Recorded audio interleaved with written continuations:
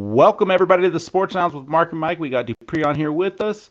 We know it's been a little bit, but we want to let you guys know we miss you, but we are back and coming at you Back, strong back, as we back. got NFL this week. So, how you guys doing? Doing Good, great, man. man. Doing I like to hear that. Hey, I just got to have a quick question. What's the weather like there? Because good gosh, it was hot today here. It was actually hot today, but it's been raining and everything else. 74. Yeah, no, I'm done with that. I'm already done with summer. We barely hit 80. I'm just like Okay. I'm done with summer. Put me Hey, as back long in as the it's not like office. 100, I'm fine. Yeah. So, hey, we got a lot to talk about. Obviously, we've missed the last couple weeks, ladies and gentlemen, but we are back. Obviously, kind of took a little bit of a break, a mental break, just because with everything, there is no way any of us could keep up with the NFL frenzy. The off season has been chaotic, and that is what our show is going to be about tonight. Brought to you Yeah. by Black MP Living Water. Just follow blackmp.com, hop on there and put the Sports Lounge podcast, and you'll get 35% off your order. And on top of that, we also have Cali Built Graphics, who takes care of all your needs here locally in Tulare County for your shirts and hats and all those things getting custom made. And last but not least, of course, number one sports fans, where we get all of our personal sports merchandise. For I've been going there honestly for 30 plus years, so it seems like ever since I moved here. But no, so tonight's show, let's get it kicked off, man. Dupree, you want to start it up? Let's do it. So Dupree is going to Guys, be who do you feel had the best of a free agency overall? Mike, we'll start with you. okay. All right. Sorry. I was thinking about that. Dupree's like our Molly, So it just kind of from first take. So I thought that was kind of funny, but no. Um. So, what are we talking about here? Who had the best free agency um trades and things like that? It's Yes. kind of tough. I could bring up three teams that I kind of feel like really made some big moves to upgrade their teams. Um, and really, it's all three teams that got legitimate running backs now have made their teams better. Let's start with the Green Bay Packers, man. They got Josh Jacobs, um, and I believe that even last year, their running game was solid. Even though Josh didn't produce as much as we thought he was with the Raiders, I think that he's going to be extremely better with the Packers. They also have AJ Dillon back there. So that's no, he's gone. He's gone also. Oh, he's gone. Oh, Okay. where did Yep, he they go? got.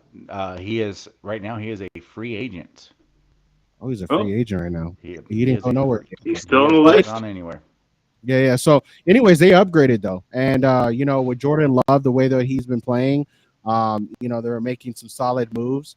So, Green Bay Packers, man, shout out to them. Number two, I would say was the Baltimore Ravens. Baltimore Ravens, running back was it was so, but playing against KC, they definitely needed to lean on that more.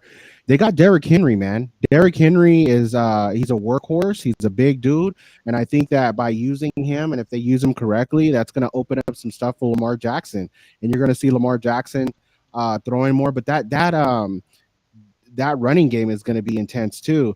But I'm going to be completely honest with you, and this is not me being biased, but I think the Philadelphia Eagles by picking up uh, Barkley, man. I mean that squad. I mean, you're thinking almost every position that you can think of, but like maybe one or two on that field when they walk out has been a Pro Bowler or has been Yeah. an All Pro. So you're talking about offensive line, you're talking tight end, you're talking wide receiver core, you're talking now Saquon Barkley and Jalen Hurts. I mean, that's scary, man, for an offense. So picking up Saquon Barkley, the only thing that I'm worried about is that his health. You know, can he stay healthy a full season? And if he does, he will produce. You know, so that's the only thing that I'm really worried about is his health. But ultimately, those three teams stood out to me, making some big moves, and looking forward to seeing what they do in the season and not just on paper. I'm right there. Actually, I'm gonna agree with Yeah, you, and right. I'm gonna say this real quick about the three teams that you just added on there, Mikey. So out of the three, according to ESPN and CBS Sports, Packers ended up with a grade of an A minus. The Baltimore Ravens ended up with a grade of an A minus, and the Eagles ended up with a grade of an A.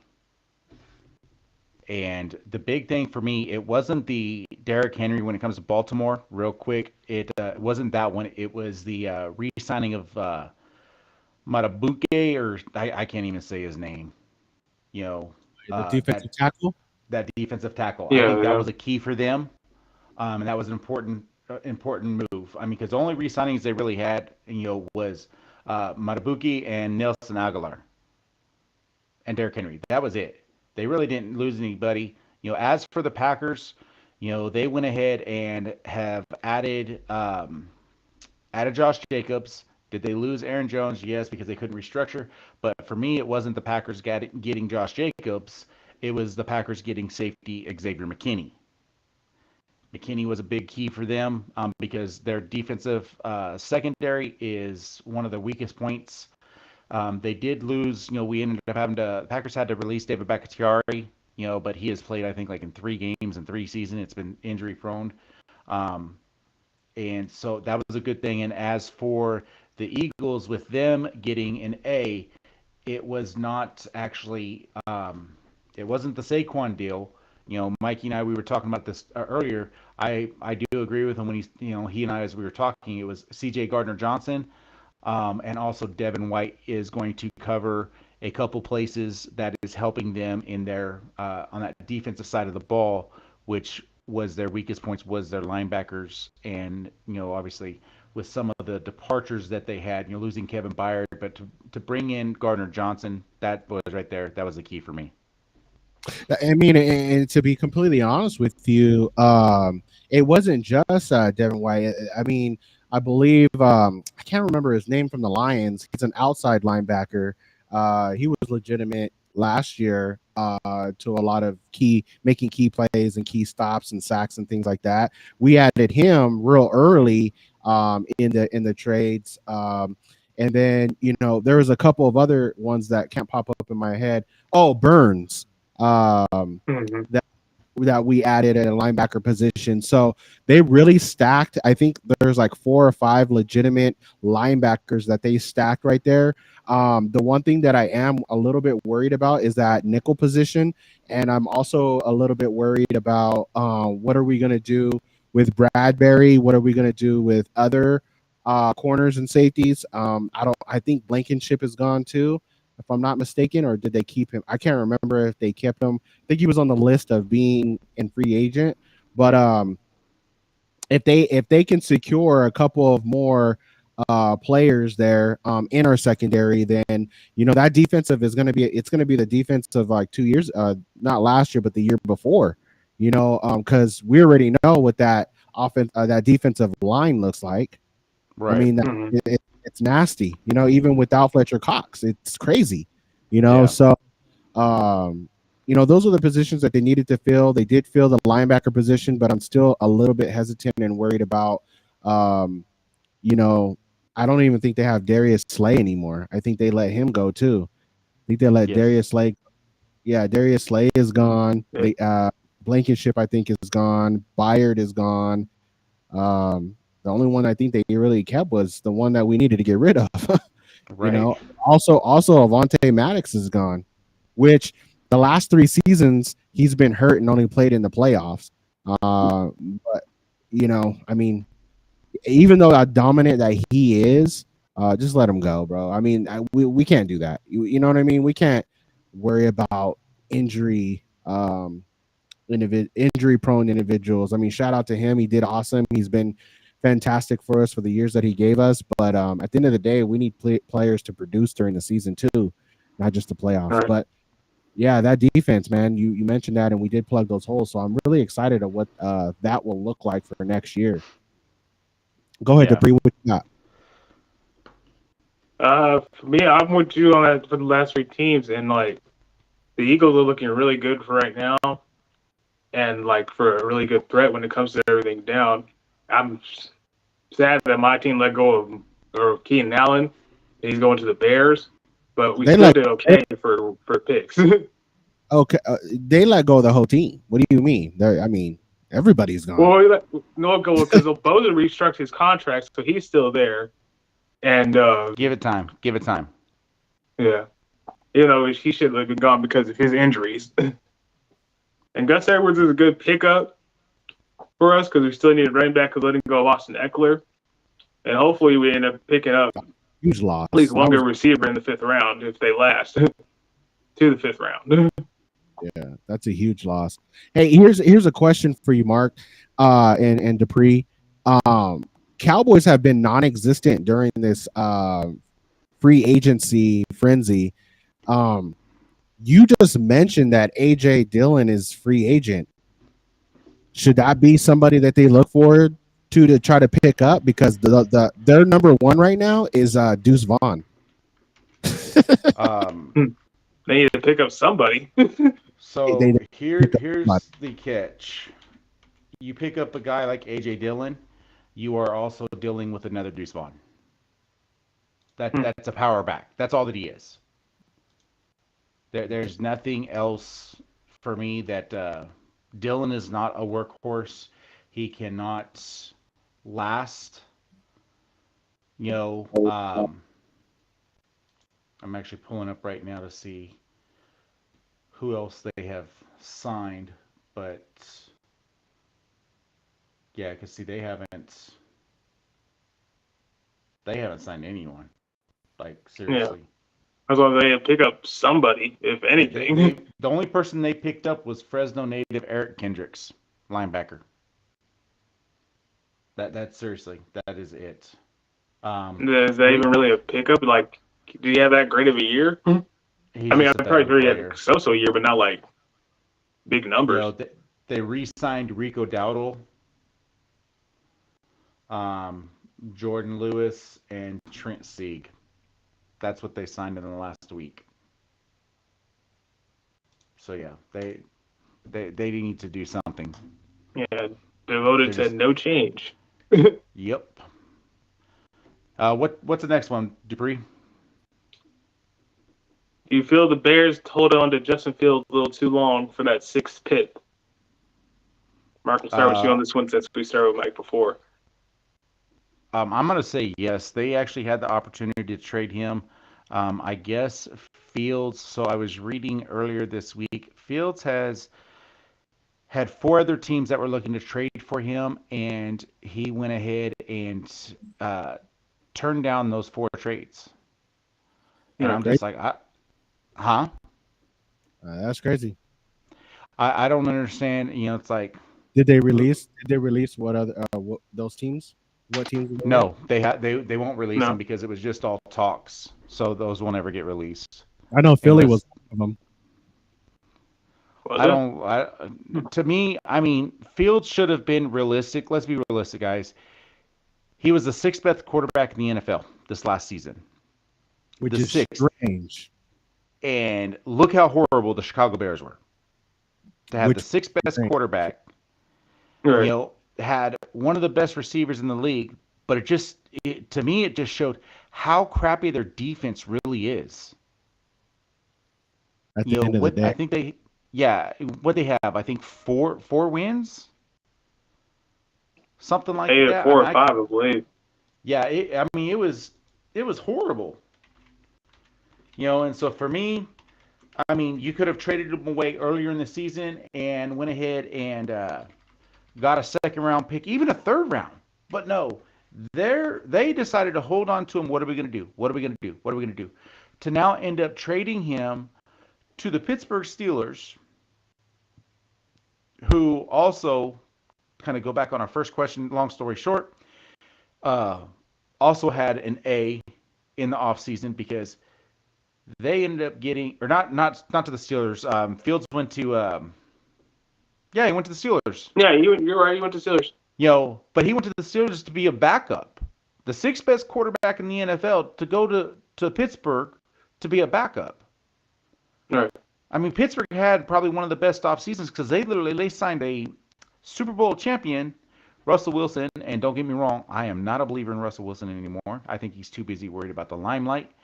But that contract that they got for him, they signed him for $1.2 million. That is it. Denver Broncos are picking up everything else. That's all they had to sign him for. Yep. Yeah, because they didn't need to give any money because the Broncos are giving them all his money. Denver that Justin Fields signing was legit too. So I mean, they got money, bro. Yeah. So the Fields, they had 7 wins, by the way, which still put them in 4th in the NFC North. But for the Bears, Fields for a 6th-round pick, I mean, that's a joke because he is not going to reach the 51% plateau unless if Russell Wilson gets injured. So you're going to see him riding the pine, and here they're covering all this money for a guy to sit the bench. To me, that just, I think Pittsburgh, Mike Tomlin's going to give Russ 3 games as starter. Mm-hmm. Because if you're paying someone $22 million, like the Steelers are paying for Justin Fields, I'm sorry. You better have his back out there on the field. Now, here's the catch. As with this last season's stats, he was projected to make $47 million on his free agency contract. Now, have him serving as a backup, he just plummeted. Does he have a high upkeep? Yeah. But that's going to be bad. Yeah. So, what do you got? What's next? And for all teams, who should they draft and why? As far as the draft comes, when it comes to draft day. So, Mikey, who do you think Philly should draft, or what position?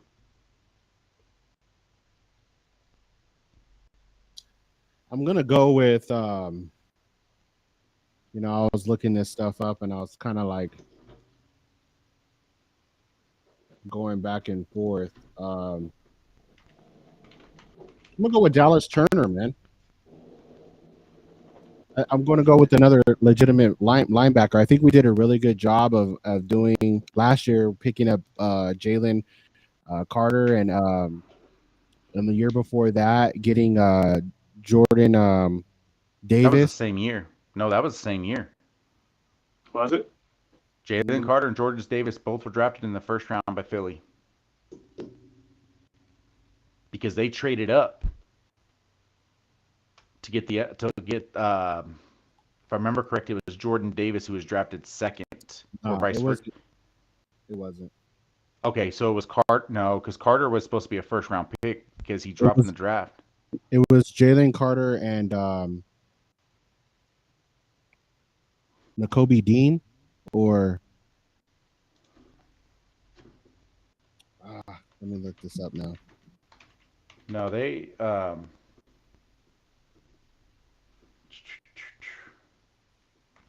because they were drafted in the same year. I know that for a fact. Nolan Smith. It was Nolan Smith. Oh, Nolan Smith. Yeah, it was Jalen Carter and Nolan Smith. The year before that was Jordan Davis. Yeah, that's right. That's right. My bad. Yeah, because he came out of the 22 draft. Yeah. So they back to what I was saying. I said, Jalen Carter, Nolan Smith, they did a really good job with those 2 individuals. We got an edge rusher in Nolan, and then we got Jalen Carter. We also got that Jordan Davis. But that we talked a little bit about before. That the linebacker core, just keep beefing it up, man. And I think that's one position that we need to focus on, but also just strengthening that safety and cornerback position. Again, we need a nickel. Rango played a really good nickel for us when Maddox was out. I think that they're trying him out, and he did really, really well. So we'll see what happens this year if he decides to be in that role. But definitely some safeties out there and some corners to focus on. A backup tight end. We got rid of, or we didn't get rid of, but we don't have our backup tight end anymore. Stoles, I believe, he's gone, and so having another tight end to back them up. And then always, the offensive line, we lost, Jason Kelsey, of course, to retirement. There might be rumors if we make the playoffs or close to the playoffs, he might be coming back for a little time. But I won't hold my breath to that. But anyway, Jurgens is just as good. I mean, he's not going to be a Hall of Famer but it's not going to hurt us, right? He's not going to hurt us at all.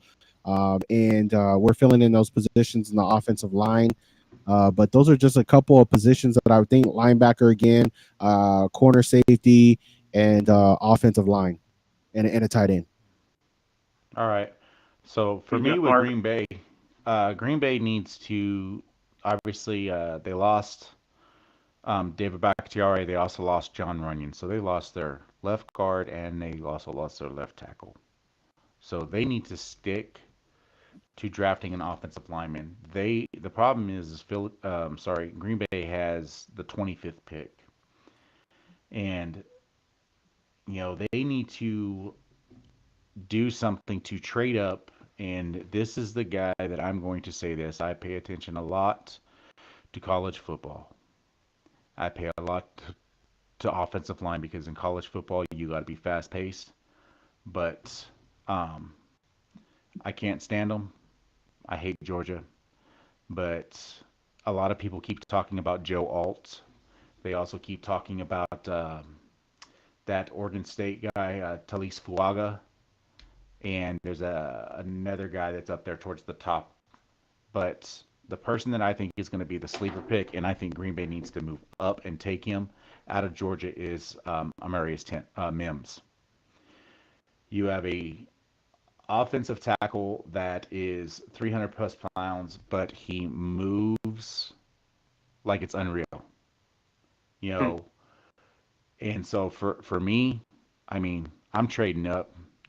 Mims is projected to be about the 20th pick, which they show, which in that case, that would put, I want to say it's going to be the Steelers, because Steelers need help with the offensive line. So they've got to move up to get in front of Pittsburgh or pretty much anyone that needs help at the O-line.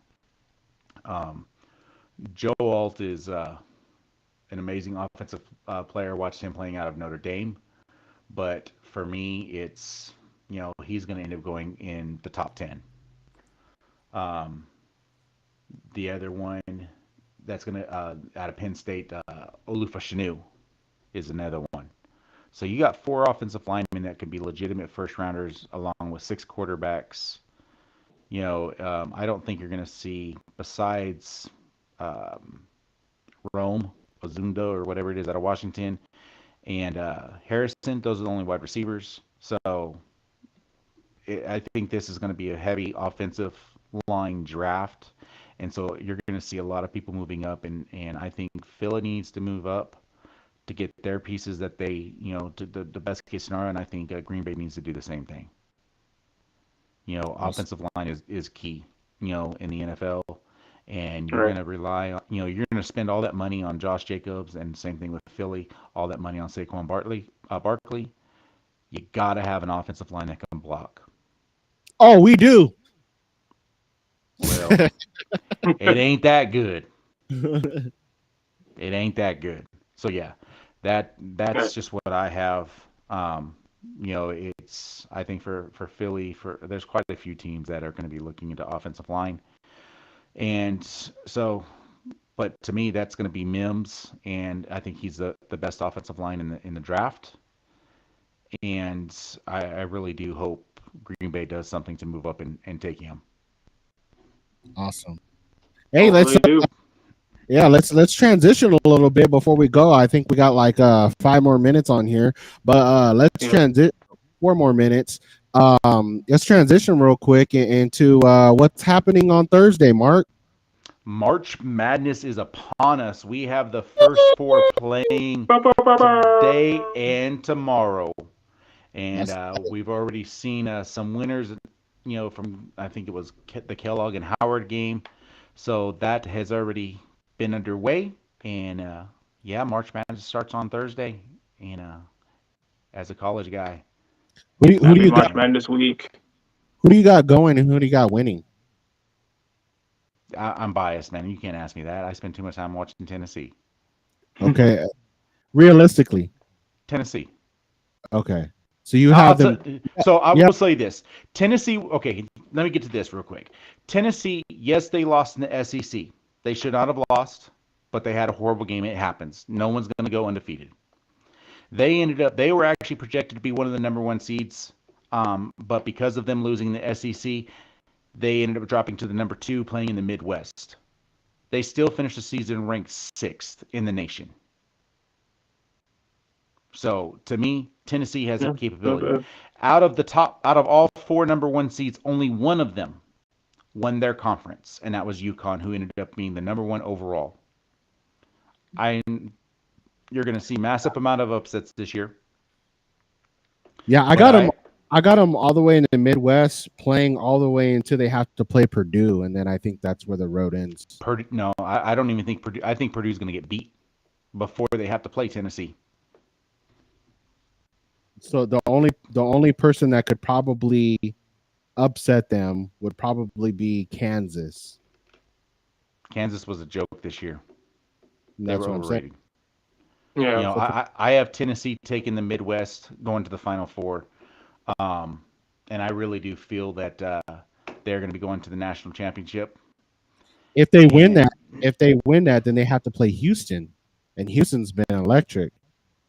Houston has been on the downfall over the last conference run and things like that.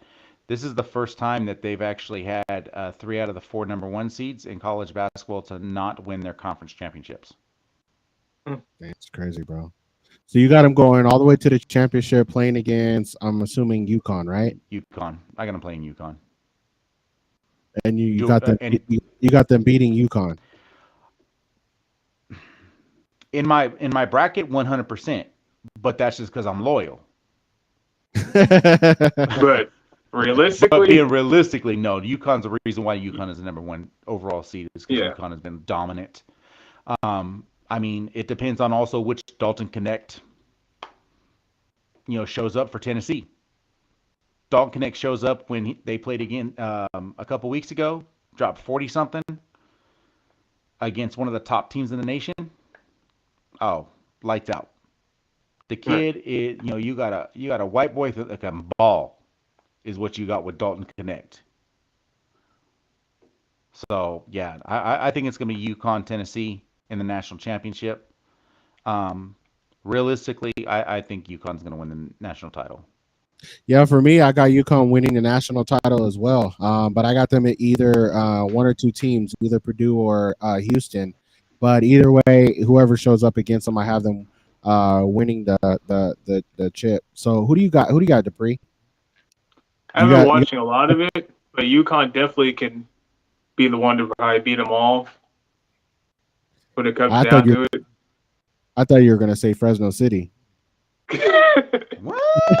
Are they even they're probably not even close to being in. Oh, Or not yeah, even Fresno State. yeah, Fresno City is a JUCO. No way. Yeah.